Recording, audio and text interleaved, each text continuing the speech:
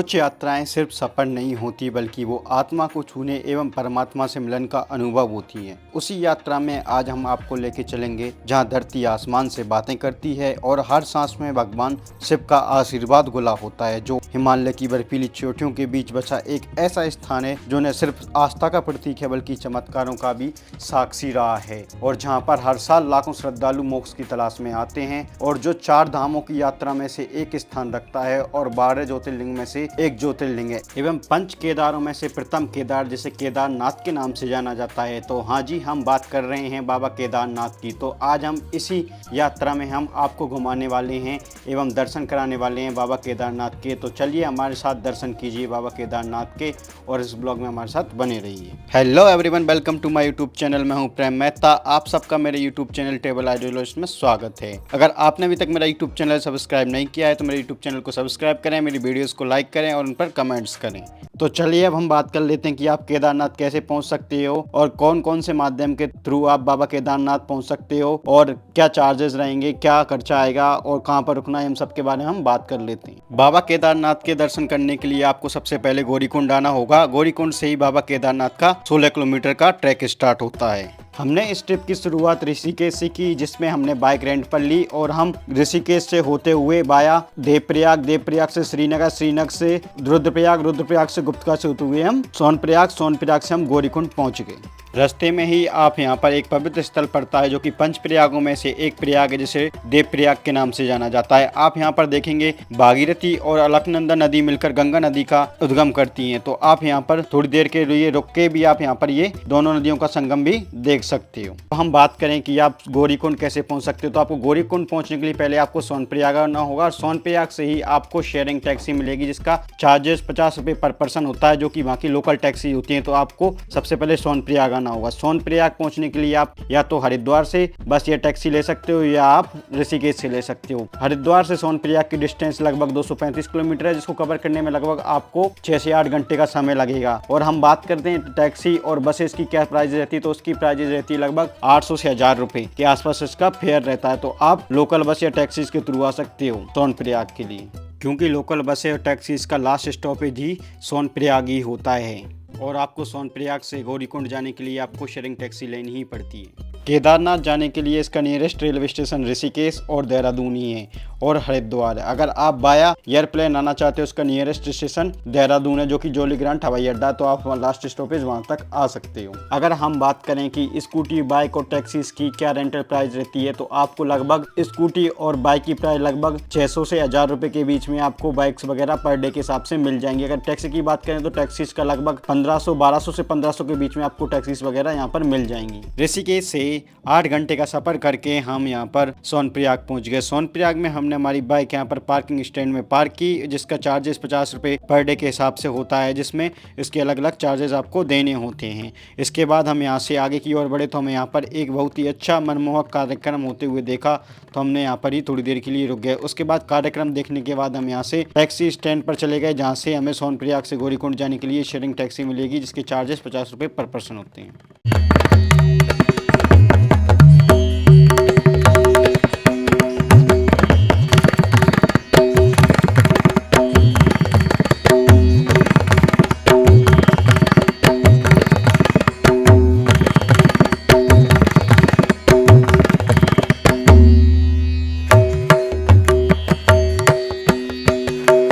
सोनप्रयाग के taxi parking स्थान से 400 से 500 मीटर पैदल चलने के बाद आपको एक ब्रिज क्रॉस करना होगा। ब्रिज क्रॉस करने के बाद ही आपसे यहाँ से सोनप्रयाग से गौरीकुंड जाने वाली टैक्सी, शेयरिंग टैक्सीज आपको मिलेंगी, जिसका किराया 50 रुपये पर पर्सन होता है। तो आप यहाँ से टैक्सी लेके आप यहाँ से गौरीकुंड के लिए जाएंगे। सोनप्रयाग से गौरीकुंड की डिस्टेंस लगभग 5 किलोमीटर है, जिसको कवर करने में लगभग आपको 15 से 20 मिनट का समय लगेगा।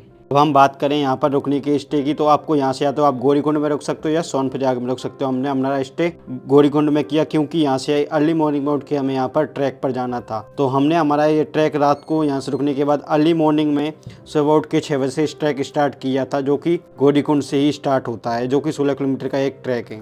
गौरीकुंड में ही गौरी माई का एक पवित्र मंदिर है, जिसके भी आप यहाँ पर दर्शन कर सकते हो, और यहाँ पर ये गर्म कुंड है जिसमें भी आप स्नान कर सकते हो। अब हम बात कर लेते हैं कि 4 धाम यात्रा करने से पहले या केदारनाथ की यात्रा करने से पहले आपको यहाँ पर रजिस्ट्रेशन कराना होता है, जिसका रजिस्ट्रेशन आप या तो ऑनलाइन करा सकते हो या ऑफलाइन करा सकते हो। ऑनलाइन करने के लिए आपको इसमें अपनी डिटेल्स फिल करनी होंगी और साथ ही में अपना आधार कार्ड और पहचान पत्र या मेडिकल सर्टिफिकेट आप यहाँ पर ला सकते हो। इसका ऑनलाइन रजिस्ट्रेशन का लिंक लिए आप या तो चारधाम या उत्तराखंड टूरिज्म की वेबसाइट से या फिर केदारनाथ बद्रीनाथ की वेबसाइट से भी आप ऑनलाइन रजिस्ट्रेशन करा सकते हैं। केदारनाथ का ऑनलाइन रजिस्ट्रेशन करने के लिए हम आपको इसका लिंक डिस्क्रिप्शन में दे देंगे कि आप यहाँ से भी यहाँ पर ऑनलाइन रजिस्ट्रेशन करा सकते हो।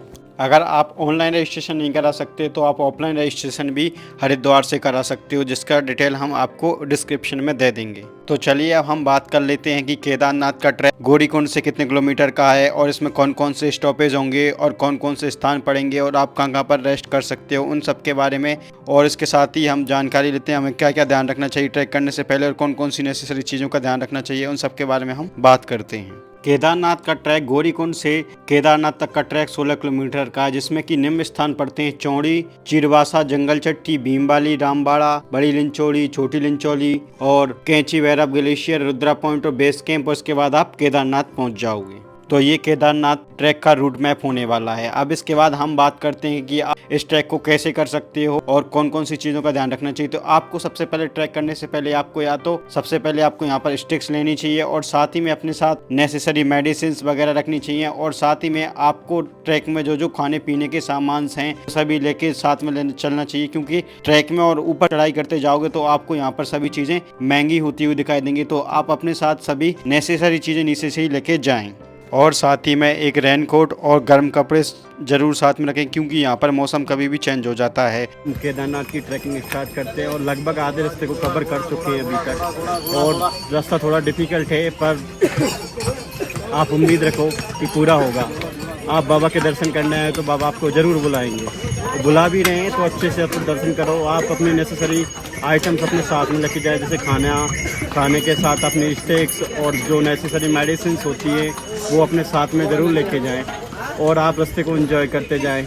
अब हम बात कर लेते हैं कि आप केदारनाथ कैसे जा सकते हो। आप केदारनाथ या तो ट्रैक करके जा सकते हो जो कि 16 किलोमीटर का है, या आप घोड़े, खच्चर या फिर आप पोनी, पालकी, कंडी जिसे पिट्टू कहते हैं उसके थ्रू भी आप जा सकते हो, या फिर आप हेलीकॉप्टर के थ्रू जा सकते हो। तो उन सब के चार्जेस अलग अलग होते हैं। तो हम सबसे पहले बात कर लेते हैं आप खच्चरों की, कि खच्चरों के थ्रू आप यहाँ पर कैसे पहुँच सकते हो और उसका क्या क्या चार्जेस रहते हैं।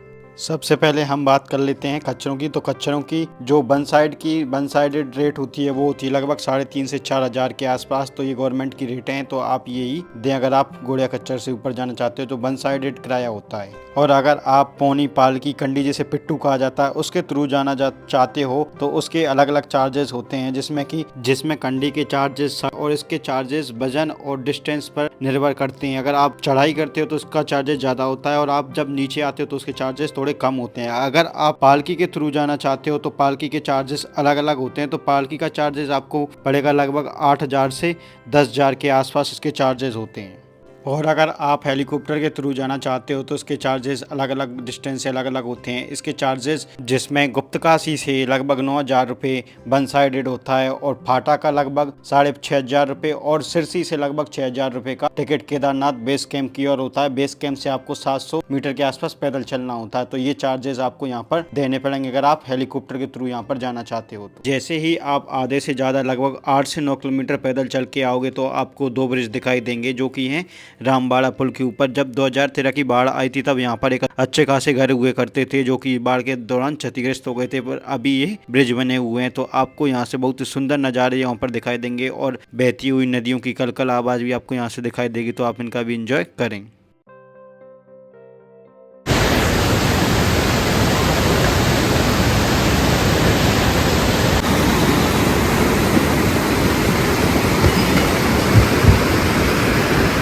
देख रहे होंगे हम केदारनाथ के रास्ते में हैं और ये हमारे साथ है रोहित भाई जो कि आगे साथ जा रहे हैं। लगभग 20-22 किलोमीटर होगा, जबकि जो पुराना रास्ता दिख रहा है वो था 14 किलोमीटर। तो ये लगभग रास्ता काफ़ी लंबा है।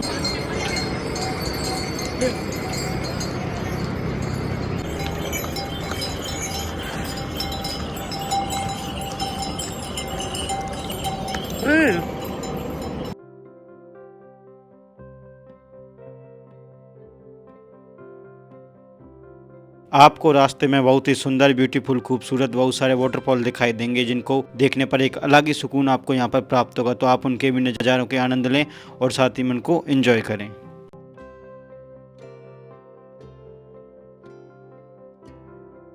हम रास्ते में रुके हैं थोड़ा ब्रेकफास्ट करने के लिए। ये 100 रुपये की प्लेट मिलती है, तो आप सभी नीचे से लेके आएँ।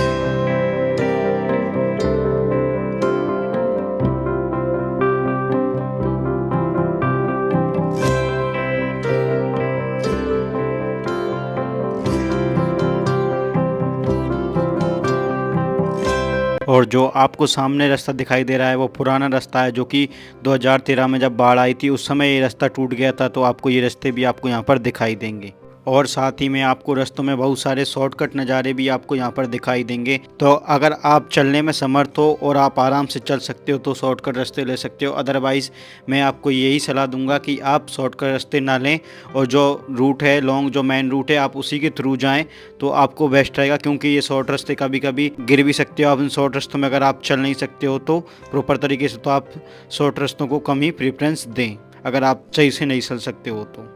और आपको ट्रैकिंग करते समय ये ध्यान रखना चाहिए अपने पास कम से कम वजन लेके आएँ और रेन कोट साथ में रखें और साथ ही में आप छोटी छोटी कदमों से चलें। लगभग आप 14 किलोमीटर पैदल चल के आओगे तो आपको यहाँ पर बेस कैंप दिखाई देगा। बेस कैंप पर यहाँ से आपको घोड़े, खच्चर वगैरह भी यहाँ तक की जाते हैं।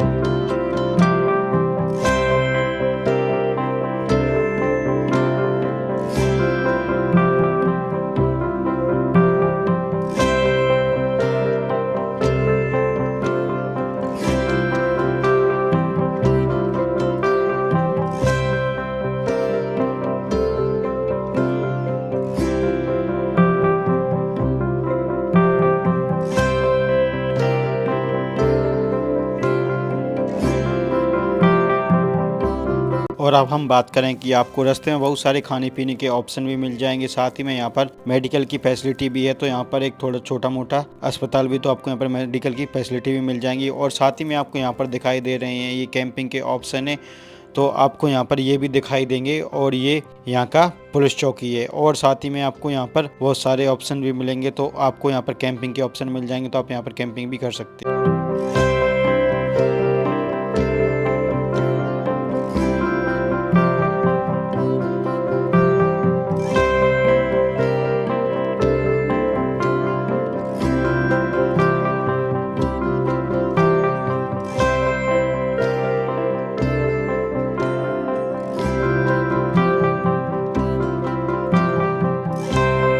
अगर आप हेलीकॉप्टर से केदारनाथ की ओर आते हो तो आपको यहाँ पर ये इसका हेलीकॉप्टर का हेलीपैड दिखाई देगा। तो जो हेलीकॉप्टर है वो यहाँ तक ही आते हैं, यहाँ से आपको पैदल चलना होगा। और साथ ही में जैसे ही आप यहाँ से आगे की ओर बढ़ोगे तो आपको यहाँ पर रजिस्ट्रेशन चेकअप पॉइंट दिखाई देगा। यहाँ पर आपके रजिस्ट्रेशन वगैरह चेक होते हैं कि आपने रजिस्ट्रेशन करा रखा है कि नहीं करा रखा, तो यहाँ पर ये सभी चेक होते हैं। तो आपको यहाँ पर आपका रजिस्ट्रेशन का वेरिफिकेशन कराना होता है। और यहाँ पर जो जो फैसिलिटी उनकी लिस्ट आपको यहाँ पर पास में ही दिखाई दे रही, तो आपको उसको भी देख सकते हो।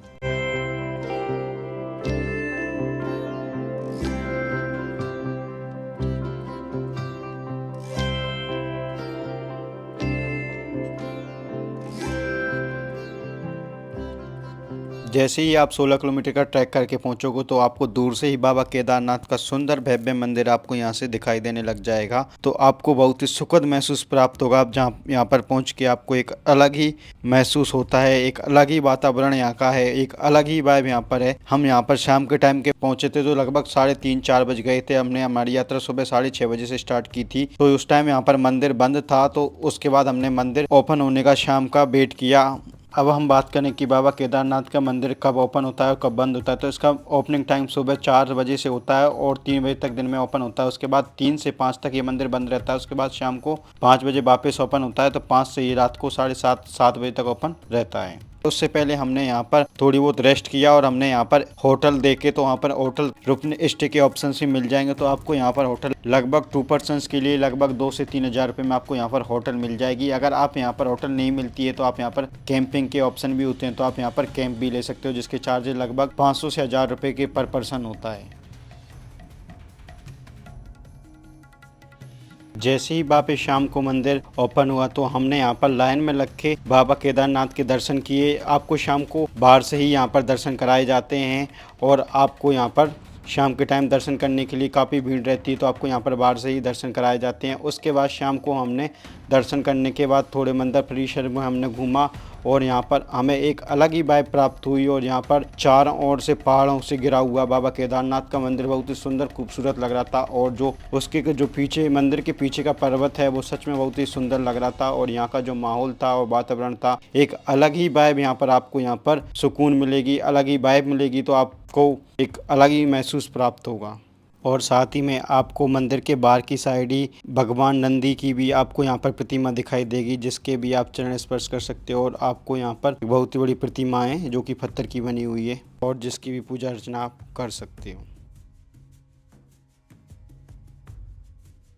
तो आज हम आए हैं बाबा केदारनाथ के दर्शन करने के लिए। जो आज बहुत ही अच्छे दर्शन हुए और आज एक बहुत अच्छा सुहाना मौसम है और आज दिल खुश हो गया बाबा केदारनाथ के दर्शन करके। तो आपको अपनी ज़िंदगी में एक बार ज़रूर अवश्य बाबा केदारनाथ के दर्शन करने चाहिए, आप अपने जीवन में धन्य हो जाओगे। जय बाबा केदारनाथ।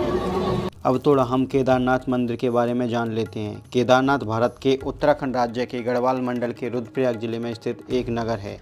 ये जिले के मुख्यालय रुद्रप्रयाग से 86 किलोमीटर की दूरी पर है। ये केदारनाथ धाम के कारण प्रसिद्ध है, जो हिंदू धर्म के अनुयायियों के लिए पवित्र स्थान है। यह स्थित केदारनाथ मंदिर का शिवलिंग 12 ज्योतिर्लिंग में से एक है और हिंदू धर्म के 4 धाम और 5 केदार में गिना जाता है, और ये भगवान शिव को एक समर्पित हिंदू मंदिर है। केदारनाथ मंदिर उत्तरी भारत में पवित्र स्थलों में से एक है, जो समुद्र तल से 3584 मीटर की ऊंचाई पर मंदाकिनी नदी के तट पर स्थित है। इस क्षेत्र का ऐतिहासिक नाम केदारखंड है।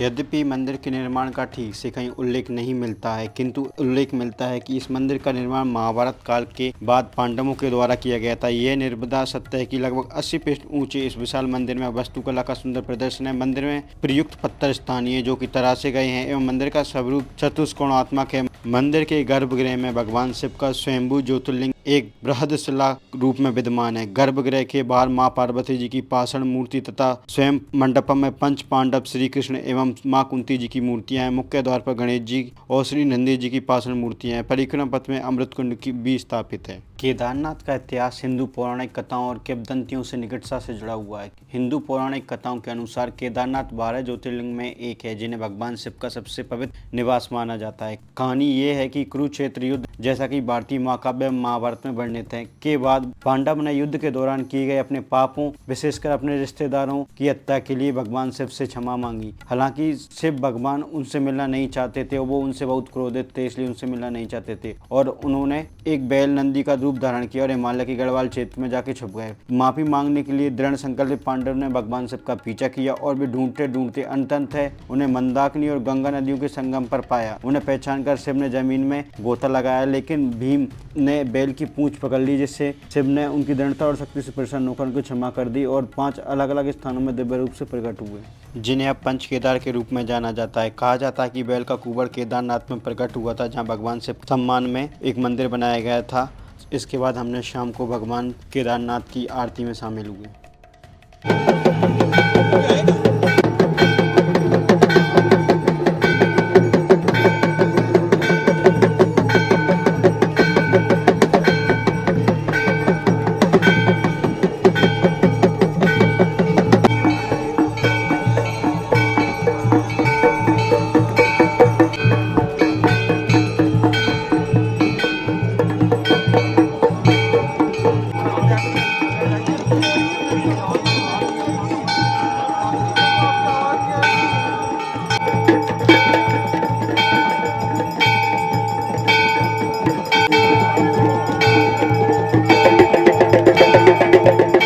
आरती देखने के बाद खाना खा के हम यहाँ पर सो गए, फिर सुबह मॉर्निंग में उठे।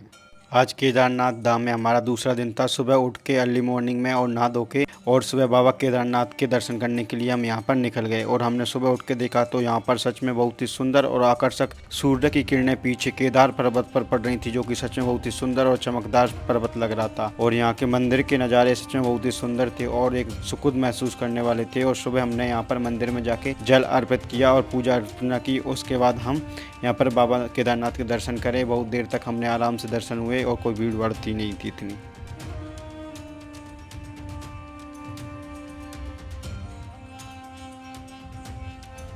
शिवाय दोस्तों, जय बाबा केदार की।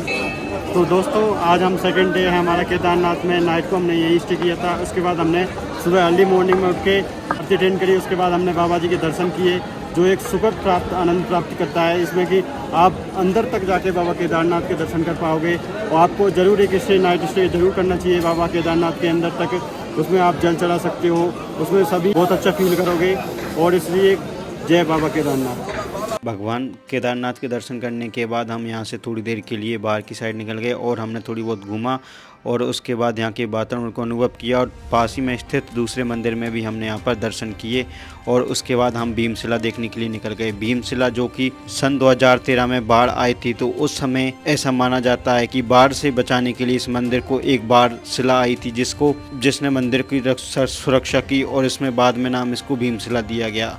भीमशिला के दर्शन करने के बाद हम यहाँ से पीछे की ओर निकल गए, जहाँ पर श्रद्धालु अपनी आस्था के लिए यहाँ पर घर बनाते हैं और घर बनाने की अपनी आस्था प्रकट करते हैं। उसके बाद हमने यहाँ से शंकराचार्य की समाधि स्थल की ओर निकल गए। यहाँ पर ऐसा माना जाता है कि आदि शंकराचार्य ने यहाँ पर समाधि ली थी, इसलिए उनका यहाँ पर स्थान बनाया गया है। और ऐसा माना जाता है कि वर्तमान मंदिर का निर्माण 8वीं शताब्दी में ईस्वी में महान भारतीय दार्शनिक और धर्मशास्त्री आदि शंकराचार्य द्वारा कराया गया था। उन्होंने कई हिंदू मठों की स्थापना की और पूरे भारत में हिंदू धर्म को पुनर्जीवित करने का कार्य किया।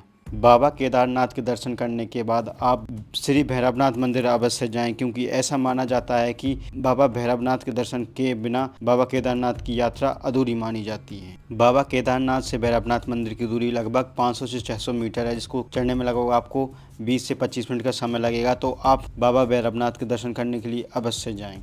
यह मंदिर भैरवनाथ भैरव बाबा को समर्पित है, जिन्हें केदारनाथ धाम के मुख्य रक्षक और क्षेत्र के रक्षक देवता के रूप में जाना जाता है। जैसे ही आप बाबा भैरवनाथ मंदिर की ट्रैकिंग करोगे तो आपको यहाँ से केदार पर्वत के बहुत ही सुंदर और मनमोहक दृश्यों के साथ साथ आपको यहाँ से पूरे केदारनाथ धाम के बहुत ही सुंदर और आकर्षक और पूरी घाटी के नज़ारे आपको यहाँ से दिखाई देंगे। और यहाँ से बाबा केदारनाथ का मंदिर भी आपको यहाँ से दिखाई देगा। तो यहाँ से सच में बहुत ही सुंदर और आकर्षक नज़ारे आपको यहाँ से दिखाई देंगे।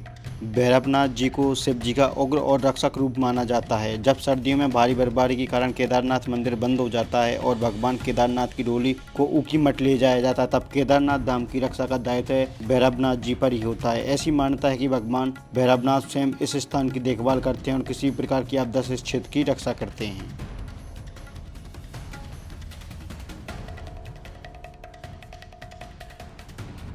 और इनके दर्शन किए बिना ऐसा माना जाता है कि केदारनाथ की यात्रा आपकी अधूरी मानी जाती है। और ऐसा माना जाता है भैरवनाथ जी की पूजा करने से जीवन में भय, संकट और आपदाओं से रक्षा मिलती है।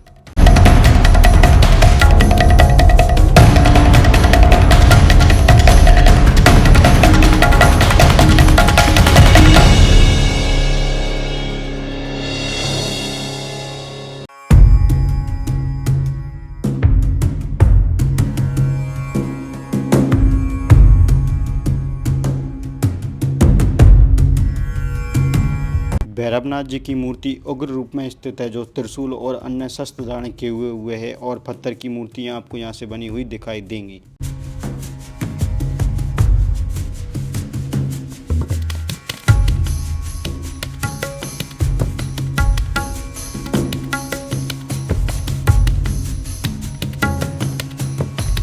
इसी रास्ते से अगर आप ऊपर जाना चाहते हो तो इसी रास्ते का ट्रैक करते हुए आप ऊपर बांसुकी ताल की ओर पहुंच जाओगे, जो कि एक पवित्र ताल है, जिसे भगवान केदारनाथ का एक ताल के रूप में जाना जाता है। और यहाँ पर ही आपको बहुत सारे ब्रह्म कमल भी आपको यहाँ पर दिखाई देंगे। तो आप यहाँ से ट्रैकिंग करके बांसुकी ताल की ओर भी जा सकते हो।